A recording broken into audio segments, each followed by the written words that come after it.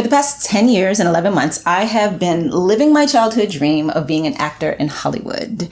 This podcast and any content that I ever create is designed to inspire you to do the same. In today's episode of Not So Average with Shon Wilson, I'm going to talk about the June 28th new moon in Cancer and how I plan to take advantage of it to further my dreams. If you want to further your dreams too, then no, see, it got all salesy. I don't want that.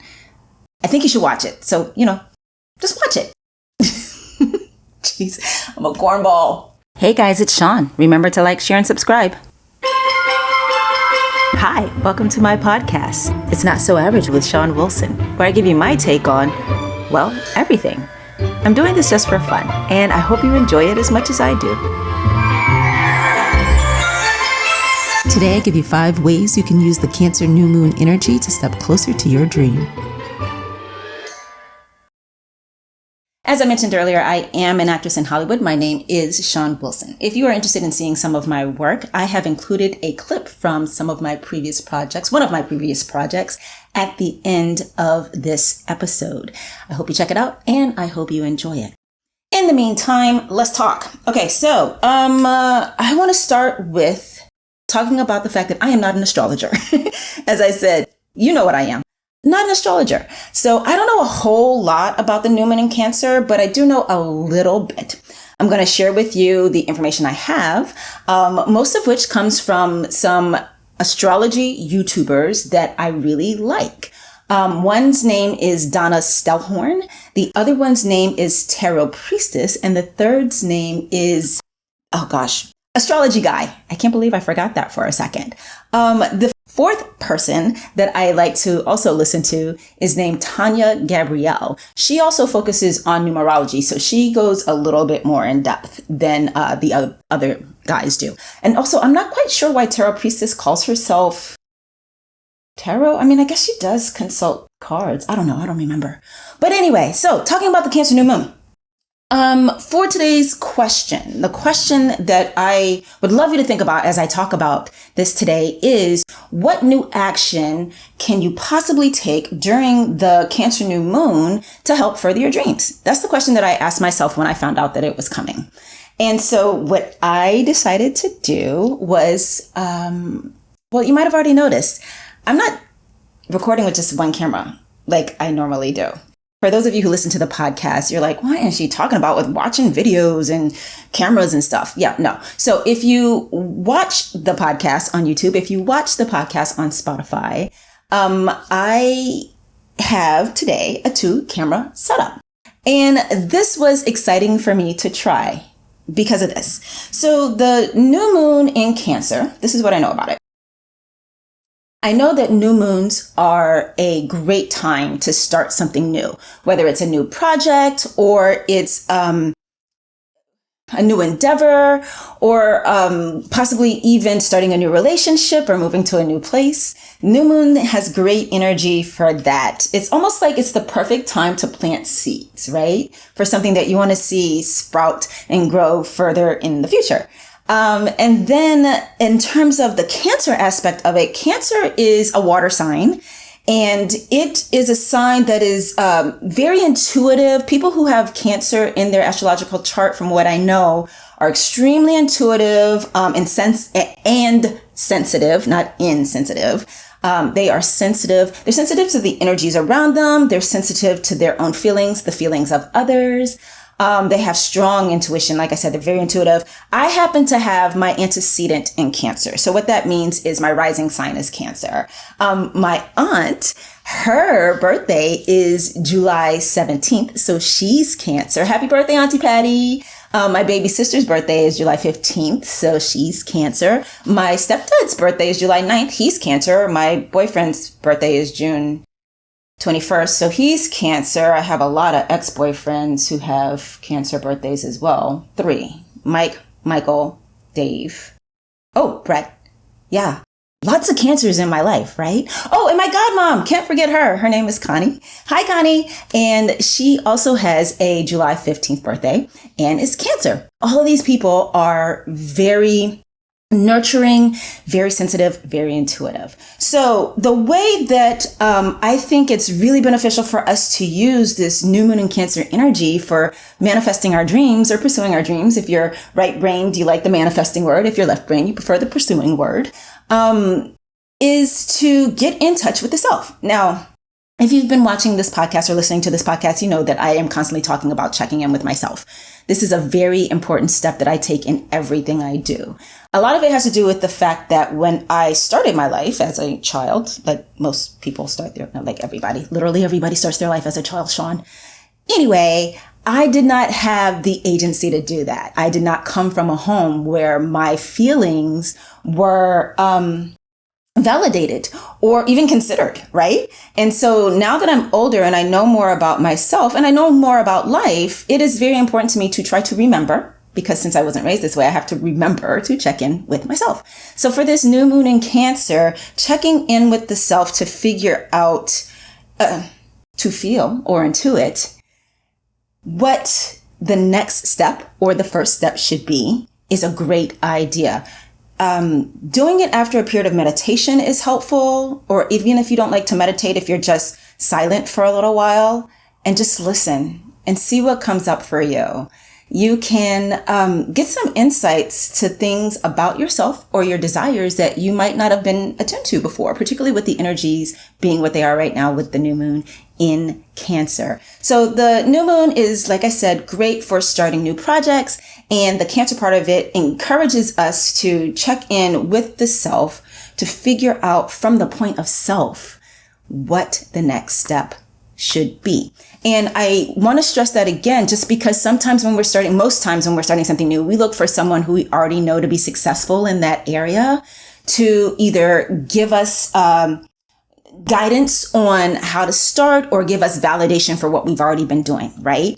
And it's great to have mentors and teachers. I'm all for that. I love having teachers and I have been a teacher, but there is nothing that can guide you better than your higher self, your inner self, your gut. You'll hear me say gut a lot. And so touching base with the self is a good way to decide what that next step should be. So for me, what I came up with, like I said before, was I wanted to try a new setup for taping this. And I hope it's working. I won't know until it's done. And, it just occurred to me that I've actually made my life a little bit harder because there's going to be more to edit now that there's 2 cameras and the sound. But this is what we do when we try something new. It grows us up. It grows us out. And with growth comes a lot of times fear or frustration or lots of other emotions. In fact, I was super emotional while I was setting this up today. Overstatement. Let me just dial it back a little bit and say what really happened. So I started setting this up, extraordinarily excited about doing it. And it took so much longer than I could imagine. And as the day went on and I lost hours, and I started to get hungry because so much time had passed between when I had my breakfast and, still setting up everything.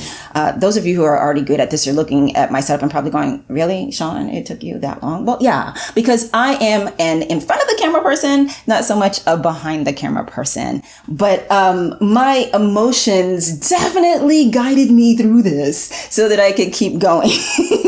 And the emotion that I chose to focus on the most was not the frustration, was not the anger, because they were there, but it was the excitement at being able to present you guys with, I hope, a more sophisticated video than what I have had in the past. In terms of how you can take advantage of this, depending on where you are in your dream manifestation or dream pursuit process, is I have a list here. I want to share this with you because, especially for those of you who are brand new at this, and you're just like, I don't know where to start. Like, how do I even begin? The first activity is definitely figure out what your dream is. Spending some time with the self again, spending some time in your memories. A big part of it for me, like I said at the top of this, is remembering what my childhood dream was. That's what keeps me going a lot of the time, particularly when Hollywood gets so damn frustrating. So I have I have a couple of pictures of myself up on the wall, my younger self, because it inspires me to keep going for their sake, right? To be there for younger Shon in the way that nobody was at the time when I was a child. Another thing that is really helpful is joining a group that's associated with the dream that you have. So if you are someone who wants to start a brand new business, it could be a group for new entrepreneurs.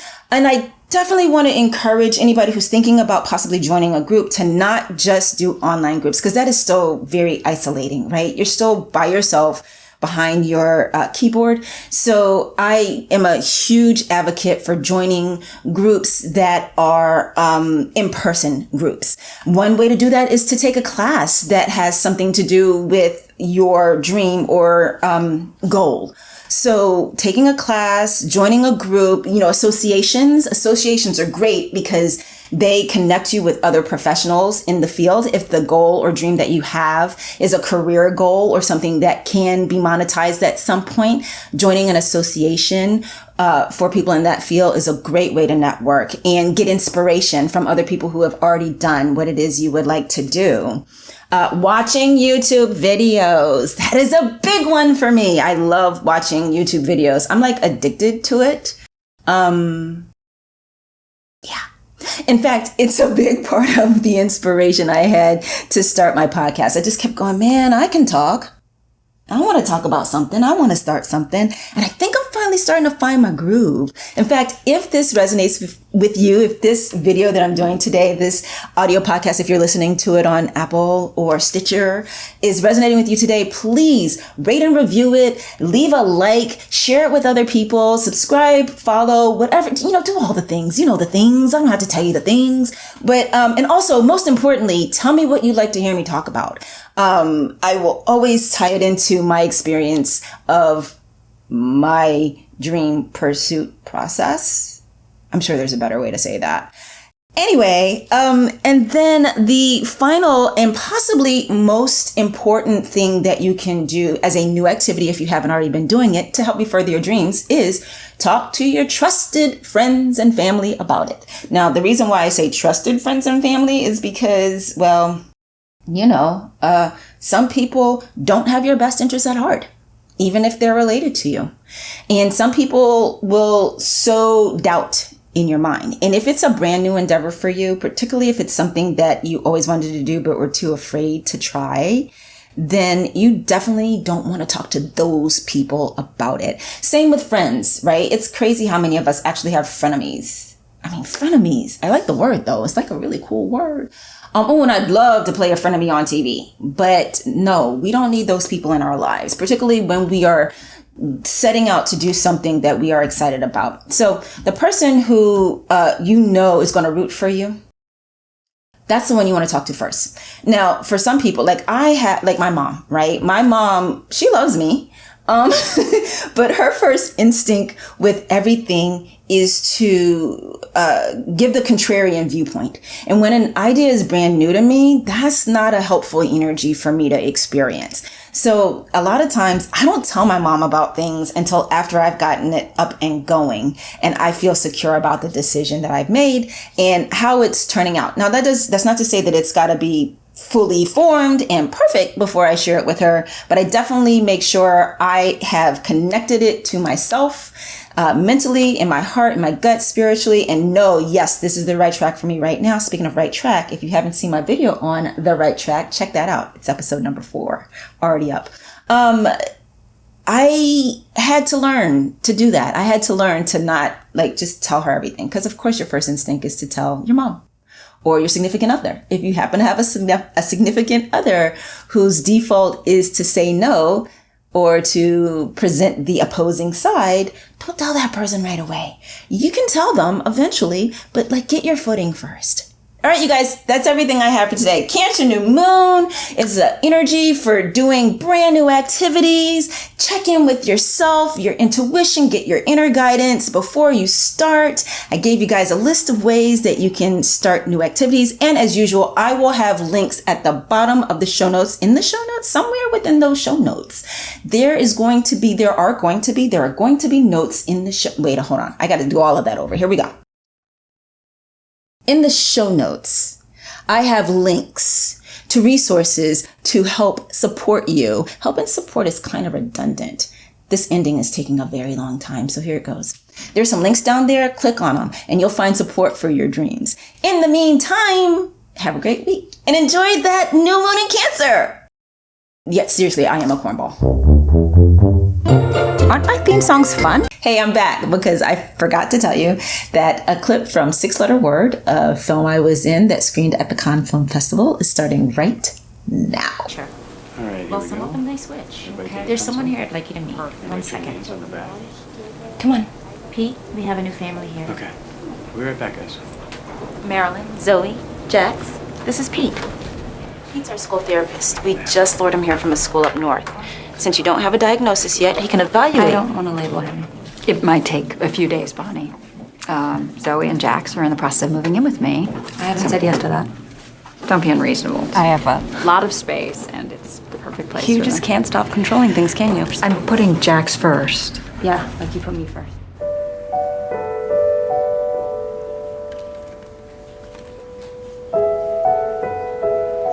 This thing, like, it has a really cool sound.